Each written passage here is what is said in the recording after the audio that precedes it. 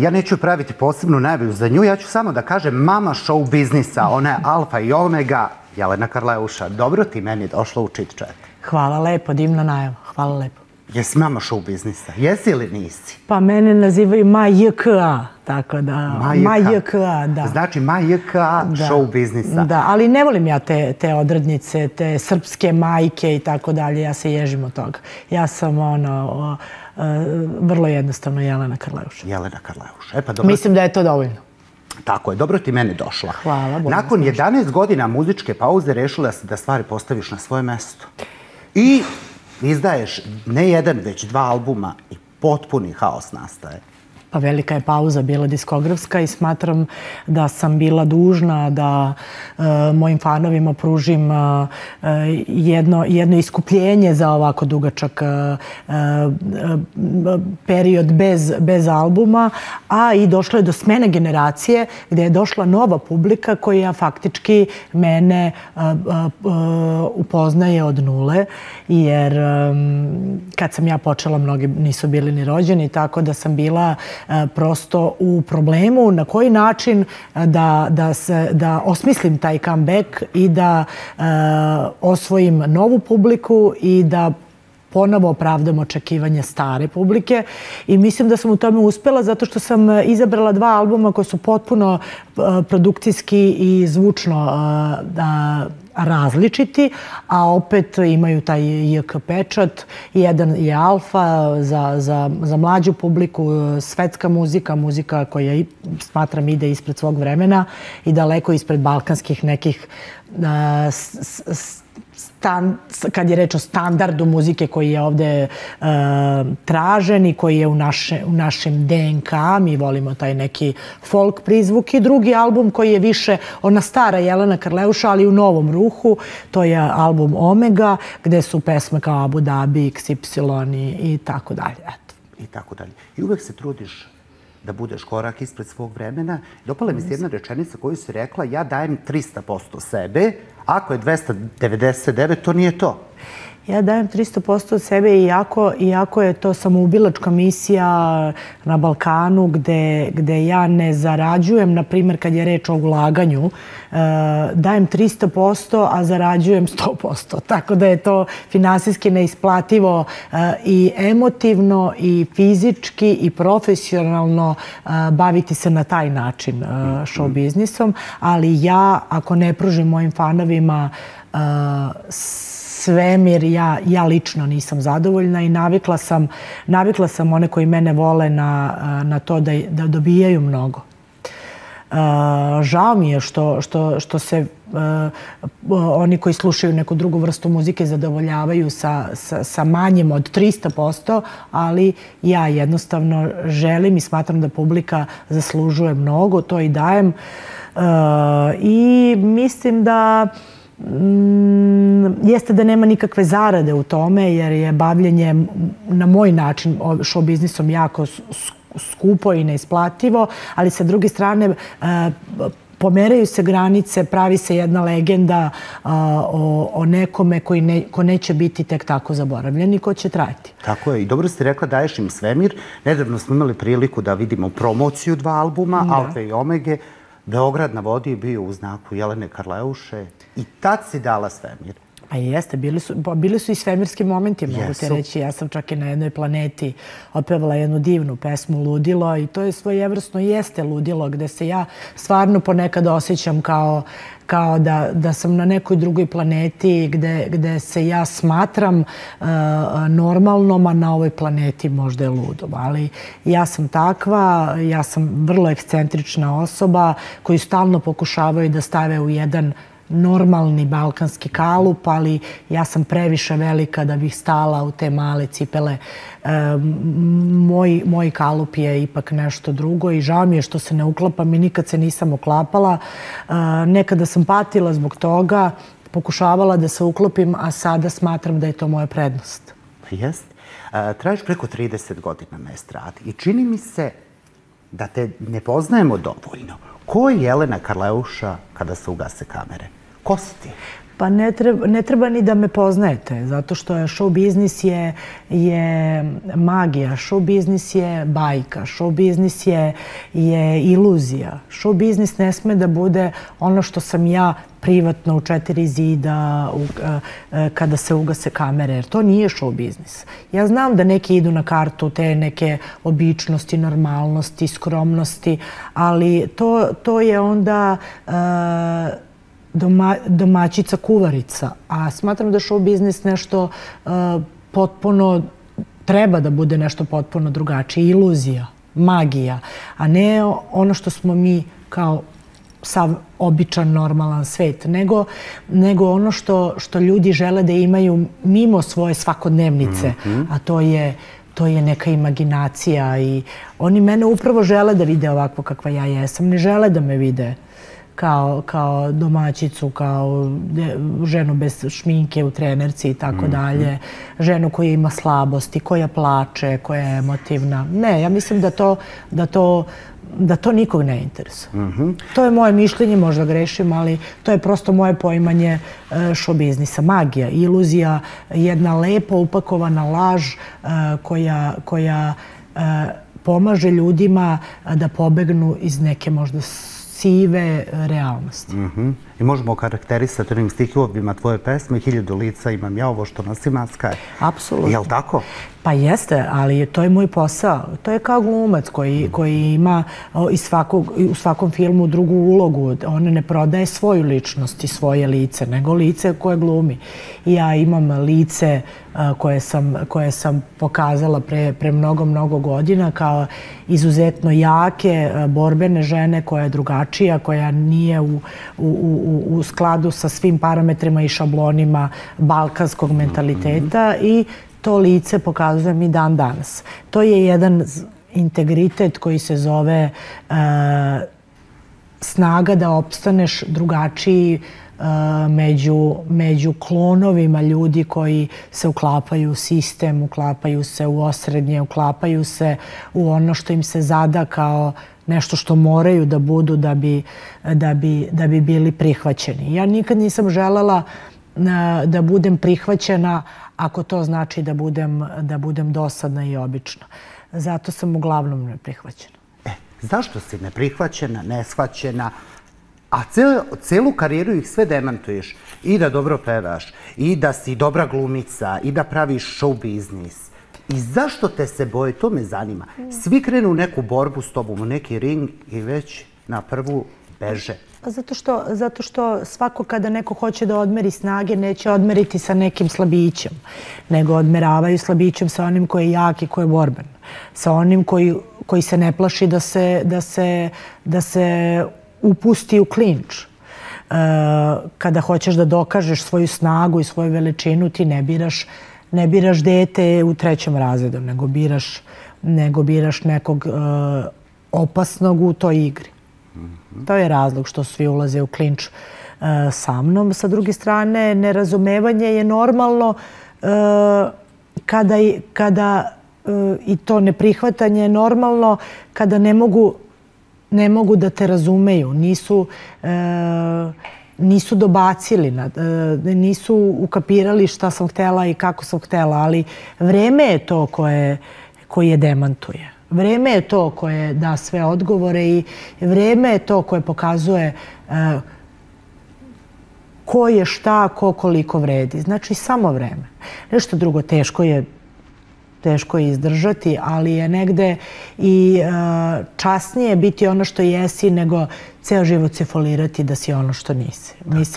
Mislim, ja sam to što jesam. Ja znam da bi mi mnogi marketinški stručnjaci i mnogi onako ljudi prijateljski možda savjetovali da se promenim i savjetovali su mi, počevši od moje majke i tako dalje. Kad sam bila klinka, ja sam počela sa 16 godina, ali sa druge strane i ona je vrlo brzo shvatila da ja ne mogu protiv sebe. Ja sam ovakva, prihvatio me ili ne, ali kad se sve sabere i oduzme, negde je ipak bolje biti ono što stvarno jesi nego biti lažan i prema sebi i prema drugima. Ja bi bila jako nesrećna da se bavim ovim poslom onako kako drugi misle da treba. Naravno, nije uvek popularno biti ja, govoriti ono što možda drugi ne govore, na glasan i jasan način, ali to sam ja. Dovoljno mi je koža onako odebljala i ojačala da ja mogu da izdržim i napad i nerazumevanje, jer me je vreme, opet to čuveno vreme, pokazalo da sve kad tad dođe na svoje. Neverovatno koliko vreme sve priče ispriča do kraja onako baš kako trebaju da budu ispričane. Jeste tako. Koliko je teško biti JK? Pa, meni nije, zato što sam to ja. Ali je teško biti, trpeti možda nekad i neku nepravdu i nerazumevanje, jer ja polazim od sebe i mislim da svi dovoljno, da su svi srećni i da svi cene na pravi način kad se nešto novo, inovativno desi, jer nismo svi isti. Ja uvek polazim od sebe, ali to je možda moja greška, što uvek polazim od sebe kada nešto radim, ali nikada se velike stvari nisu događale preko noći. Za sve je bilo uvek potrebno vreme i na engleskom postoji jedna odlična reč, zove se persistence. Znači, to je istrajnost, da ti budeš ono što jesi, ali da budeš istrajan u tome. Jer čim kreneš da se menjaš zato što ti je teško da izdržiš pritisak, onda više nisi istrajan i više nisi ti. Ima čak i jedan interesantan film o pronalazaču McDonald'sa, to je po istinitom događaju, Tom Hanks glumi u tom filmu, gde je svaki dan sebi puštao jednu ploču gde je motivacioni govornik govorio da je ključ svakog uspeha persistence ili ti istrajnost, jer onog momenta kad ljudi odluče da odustanu i da ne mogu više, kao po pravilu je sutradan bilo rešenje i bolje sutra za njih, a oni nisu imali dovoljno snage da izdrže. I zato ja uvek kad mi je teško kažem gde sada da dižem ruke ili gde sada da pokažem slabost, da ispade da me neko pobedio ili da me neko nadigrao, kad će možda sutra da se desi nešto neverovatno dobro za mene i ja ću opet da ispadnem pobednik u ovoj igri i to me tera da. I to je možda i savjet mnogim ljudima koji sada gledaju, ne samo u show biznisu, nego generalno u životu. Neverovatno je kako život namesti da baš onda kada više ne možete, da ste tačno tako nabaždareni da vam daje poteškoće koliko možete da izdržite. I uvek kada dođete do svog limita, verujte mi da je sutra bolji moment i bolje sutra. Tako da je dovoljno samo izdržati do momenta kada više ne možete. Boriti se dok više ne možete, od tog momenta ste došli do svog limita, a to je i limit koji vam je karma dala i onda se obrne krug i krene bolje. Budite samo istrajni i uporni. Eto, to je to. Rekla si malo pre, potrebna je debela koža u show biznisu, a i u životu generalno, da sve to podneseš. I srce. I srce. Da, srce. Veliko srce je potrebno, zato što na sve to moraš da razumeš ljude, moraš da voliš ljude, jer ja radim posao za ljude. Ja koji neki me vole, neki me ne vole. I onda oni koji me ne vole ne smeju da ubiju u meni ljubav prema ljudima i prema muzici i prema poslu. Ne smijem da budem gorka, ne smijem da upadnem u tu zamku razočaranja i te gorčine, jer ima puno ljudi koji mnogo vole i cene ono što ja radim, jer da nije tako, ja danas ne bih bila ovde gde jesam i ne bih imala najveći broj pratilaca, najposećenije koncerte, karijeru dugu 3 decenije. To je to. Moraš da imaš srce i za razumevanje, čak i za ljude koji te ne vole, koji ti čine loše, zato što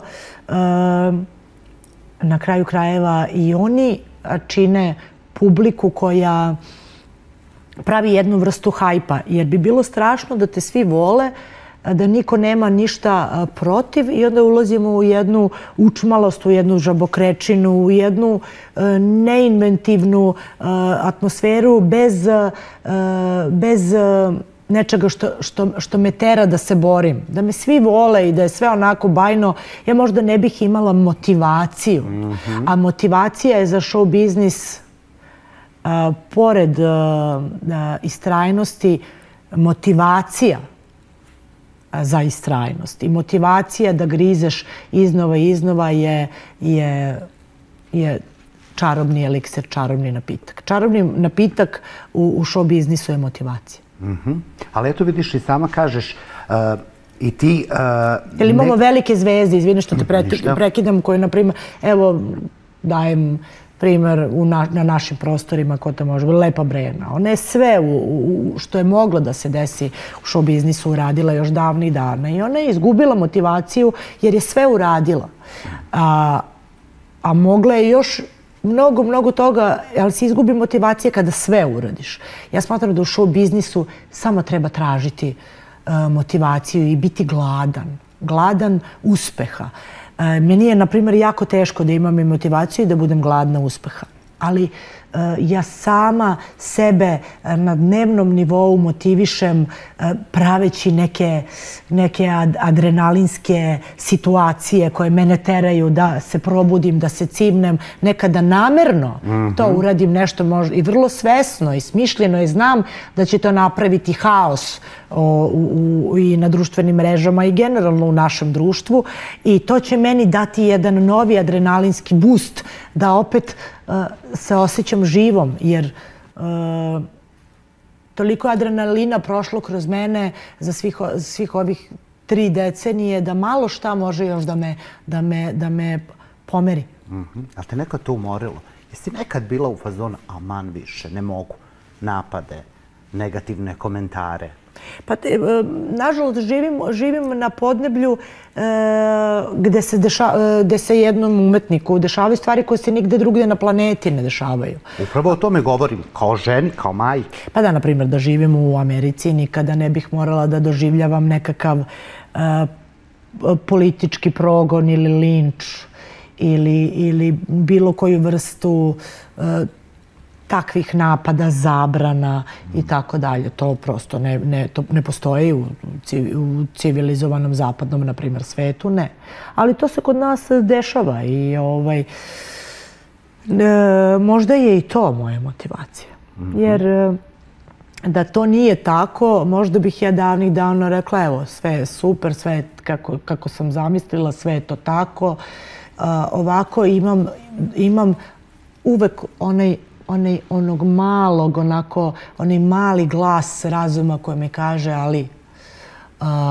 ali još ovo i ovo zbog ovog i ovog jer se desilo to i to i ti moraš i zbog ovih i ovih sada da im pokažeš i da im objasniš da možda nisu bili pravo ili tako dalje, nebitno, ali je to jedna vrsta motivacije. Tačno. Znaš što me zanima?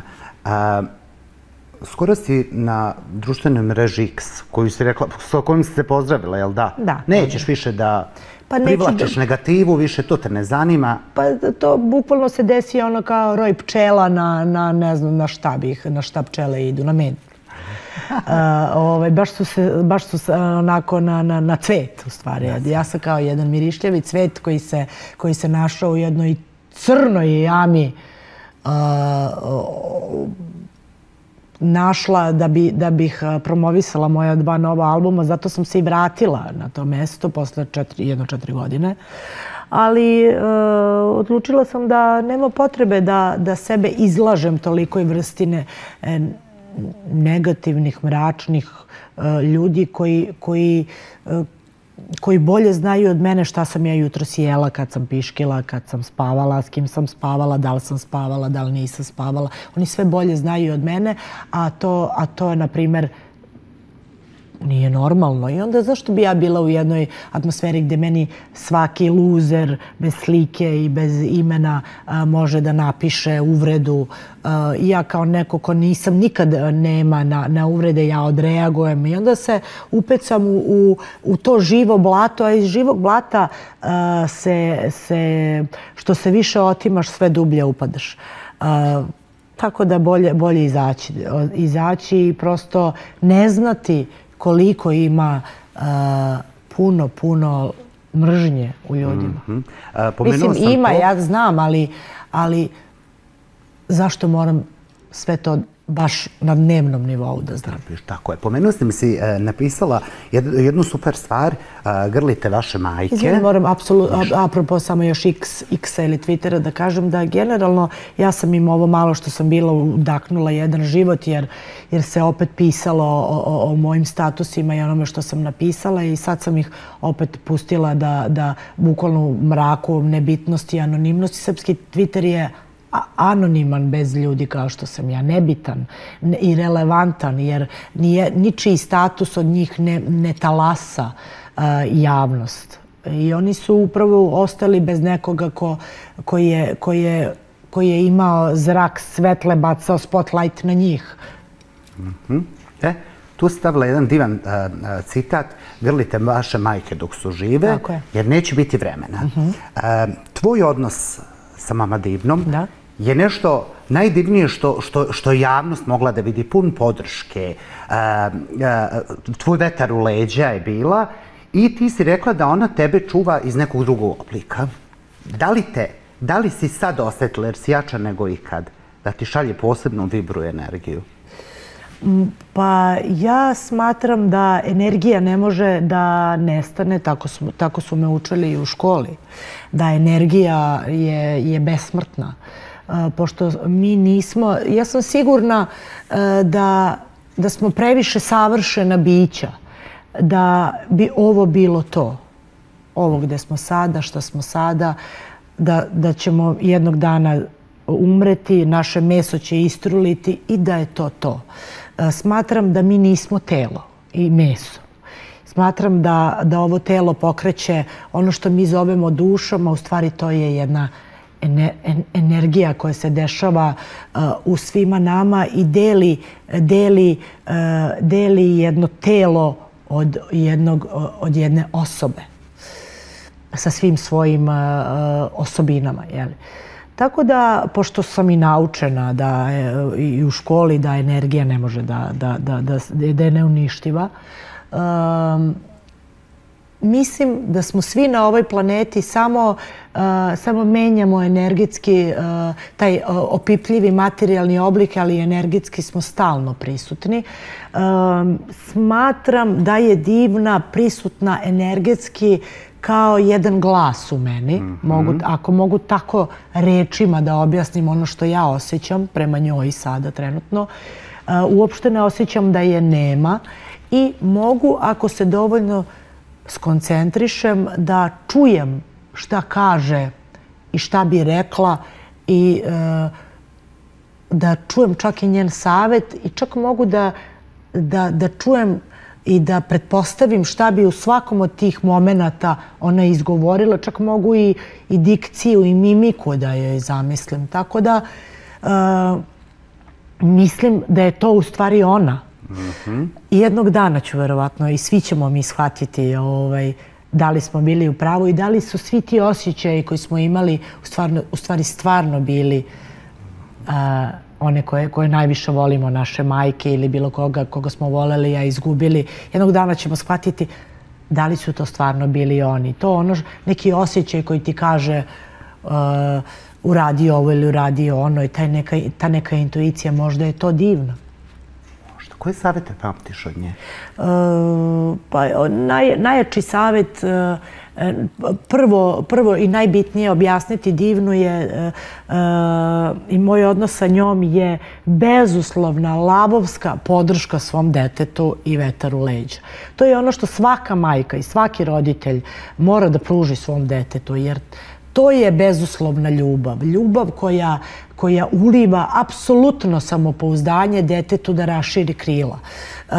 To je ono što od nule pomaže čoveku da se izgradi. Samopouzdanje je ključ izgradnje svakog uspeha, a za to je jako zaslužen roditelj. Roditelj koji te boostuje samopouzdanjem, energijom, lepim rečima, verom u tebe.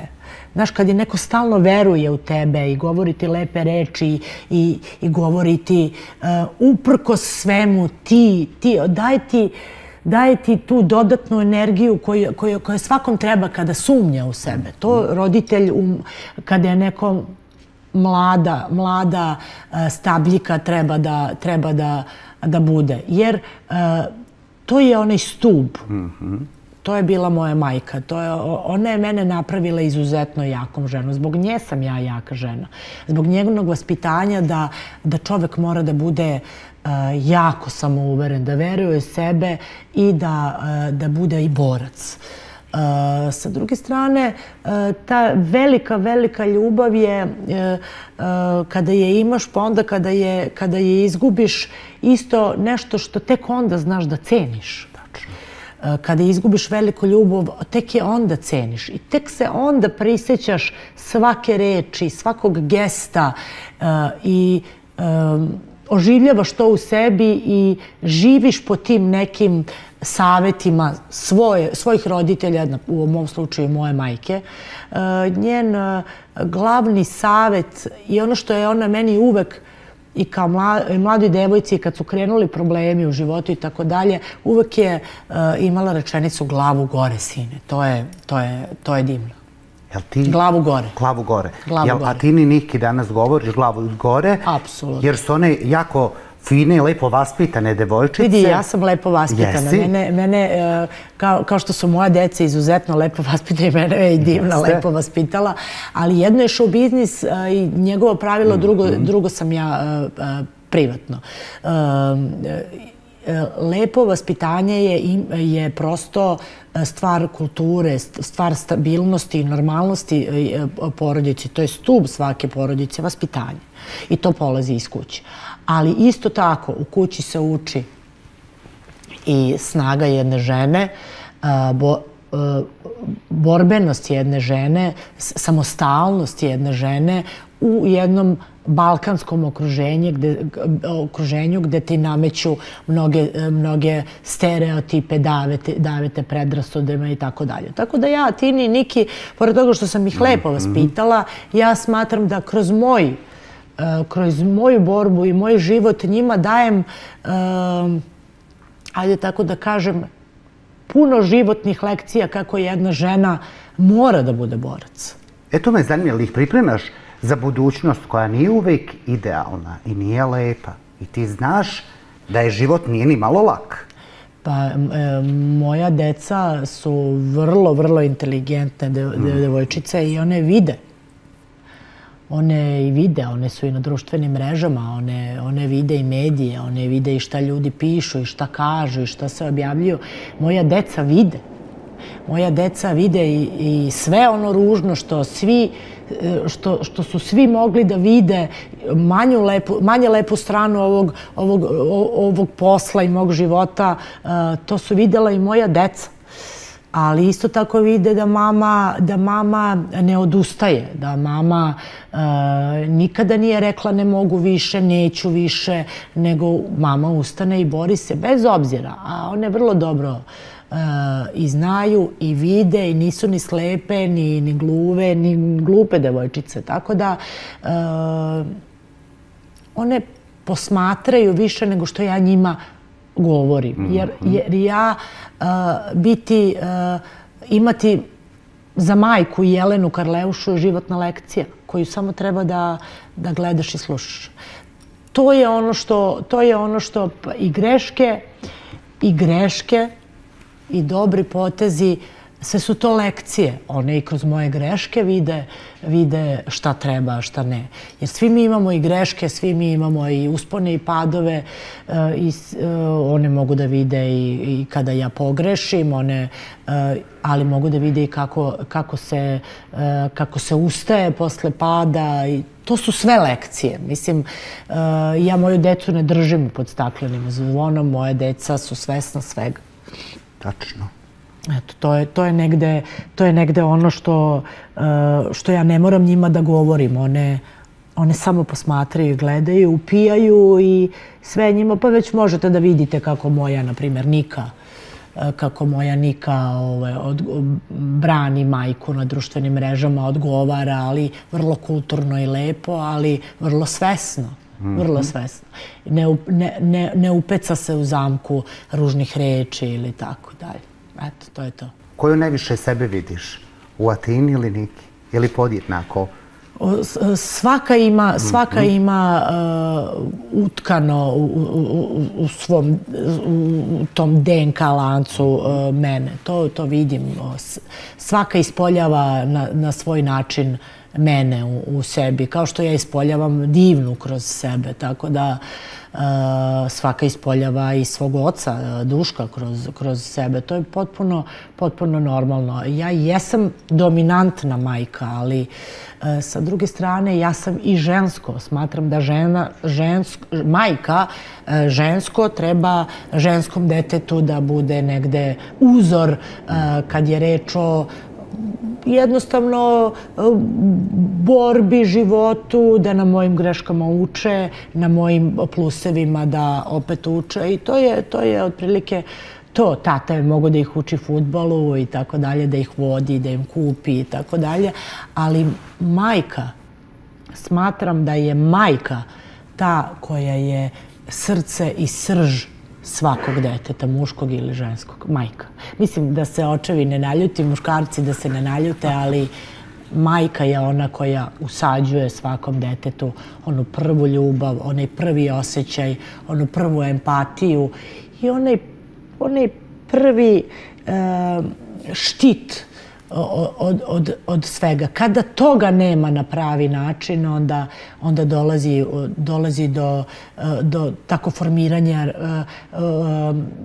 trauma, problema u životu, u odnosu sa ljudima, u odnosu sa ostatkom društva i tako dalje. Eto. Rekla si malo pre greške. Ajde pred kraj emisije da vidim da li su te greške opametile i koji je savjet za sve gledaoce kako da idu kroz život i kada je dole i kada je gore i kada je ružno i kada je lepo? Pa ono što je mene opet život i vreme što me je naučilo je da od kajanja čovek nema neke preterane vajde, sem što ga to lično izjeda i sam sebe sputava u koraku dalje i nastavku života. I onda se dolazimo do straha, od nove greške i tako dalje. Ali ovaj život nigde ne piše da mi ne treba ni da grešimo, da ne treba da budemo po PS-u, da ljudski je grešiti, ljudski je učiti na greškama, ali i ne naučiti na greškama. Prosto treba živeti život onako kako ti srce kaže i nekako ne gušiti sebe strahom od nove greške koja vas je možda koštala suza i tako dalje. Jer onda ćemo se zatvoriti u jednu čauru i nećemo imati hrabrosti da za ono što mislimo da je greška ne ustanovimo da je to možda najbolji potez života. Nikada nećemo znati. Tako da greške su dobra stvar u životu. Jer te ne nauče da ne grešiš više, nego da vidiš da možeš da ih preživiš i da kreneš dalje. Ja zbog greški sigurno nisam mudrija i bolja osoba, niti su me bilo šta naučile preterano, sem ona jedna standardna priča da za 2 dana ili za 2 godine ili za 20 godina ili za 200 godina mi ćemo biti samo neki ram slike na nečijem zidu, a za 200 godina ni to. Neće nas se ni sećati.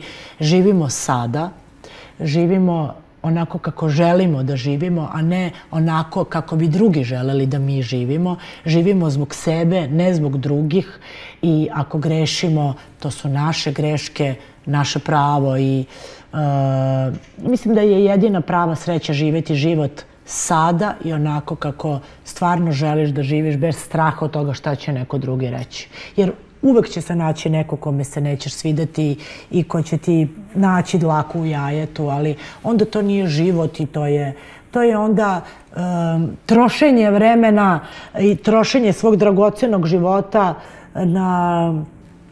na stvari koje ti skreću fokus i pažnju sa onog što je stvarno najbitnije u životu, a to je da budemo srećni. Mi smo toliko nesrećni razmišljajući šta će drugi da kažu, a poenta je sreća ne zavisi od drugih ljudi. Jer svako čija sreća zavisi od mišljenja drugih ljudi nikada neće biti srećan. Znaš, i ako moja ljubav zavisi od dozvole drugog čoveka, ja opet neću biti srećna. Ako ja tražim dozvolu za moj život od nekog drugog ili tražim od nekog da me neko voli već i da mi pruži ljubav da bi ja bila srećna, onda to stvarno nije život, onda sam ja rob. A sreća je kada si prosto zadovoljan samim sobom i samo zato što sediš, na primjer, ovde. Zato što si čuo neku dobru pesmu, duboko udahnuo, zato što je divan kišni dan ili divan sunčan dan, zato što je osvanuo današnji dan, zato što nisi bolestan ili zato što si prosto tu gde jesi, a nisi na nekom lošem mestu i tako dalje. Život je sreća u malim sitnicama, ali nikada nije život u mišljenju drugih ljudi. Nek ovo bude poruka za kraj. Da. Vaša sreća ne treba da zavisi od dozvole drugih ljudi, da li će da vas vole, da li će da se slažu sa vama, da li će vam spočitavati greške ili reći bravo. Hvala ti puno. Nadam se da si uživala u ovom chit-chatu. Pa ja mislim da su slušalci možda mogli da, gledaoci, da čuju možda drugu neku stranu Jelene Karleuše, ali ima mnogo mladih kojima će se, i mnogo žena, jako je bitno reći, pomenuti žene, koje u meni vide jednu vrstu motivacije da je život upravo to, neprestana borba žene sa ostatkom sveta, ali da je i u tome lepota života. Tako je. Hvala ti puno. Hvala tebi.